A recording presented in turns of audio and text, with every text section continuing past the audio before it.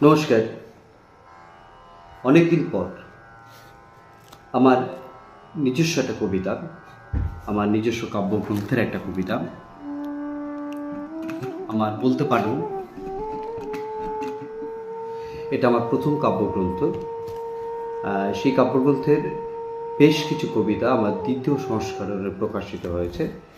সেই দ্বিতীয় সংস্করণ থেকে আমার প্রথম কাব্যগ্রন্থের নামটা ছিল মুখ ঢাকি লজ্জায়। সেই দ্বিতীয় সংস্করণের একটা কবিতা আমি পড়ছি। উঠে দাঁড়াও বিলকিস। অনেক কিছু ভেবেছিলে বিলকিস, ভেবেছিলে তোমার যারা ধর্ষণ করেছিল, যারা তোমার উপর নিদারুণ অত্যাচার করেছিল, তারা আজীবন সংশোধনাগারে নিজেদের পাপগুলোকে মোচন করবে। তুমি ভেবেছিলে বিলকিস, তুমি ভেবেছিলে।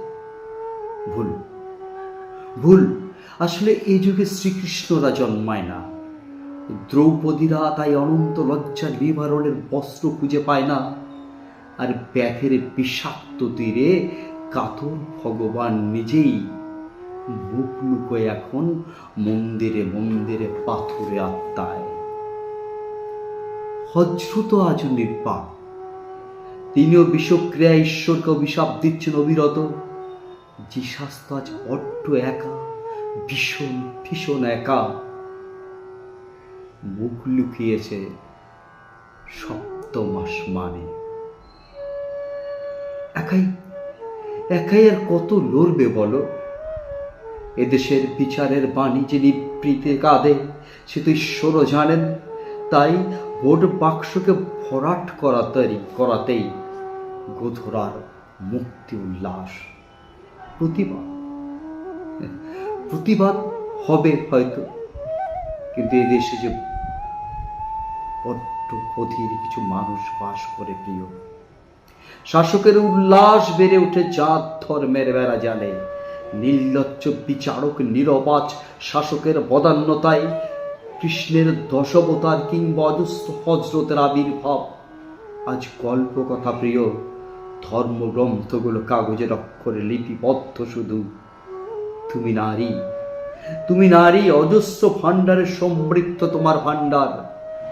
কখনো দুর্গা, কখনো বা চণ্ডী হয়ে পূজিত হও ঘরে ঘরে।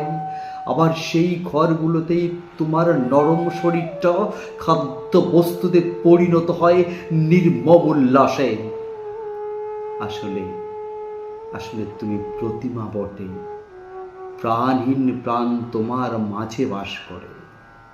সীতাই হও আর দ্রৌপদী কিংবা বিলকিস, আসলে তুমি তো ভোগ্য বস্তু, পরীদের মতোই। প্রতিবাদহীন একটা দেহ মাত্র তুমি। তোমার নির্জীবতাকে ঘৃণা করি আমি। কৃষ্ণ নয় নিজেই কৃষ্ণা হয়ে ওঠো, হজরত নয় নিজেই আয়েশা হয়ে ওঠো, সুদর্শন চক্র কিংবা তরবারি হাতে। কোনো দেবতার দয়ে দুর্গা নয়, কেননা ওরাও কিন্তু পুরুষ বটে। নমস্কার।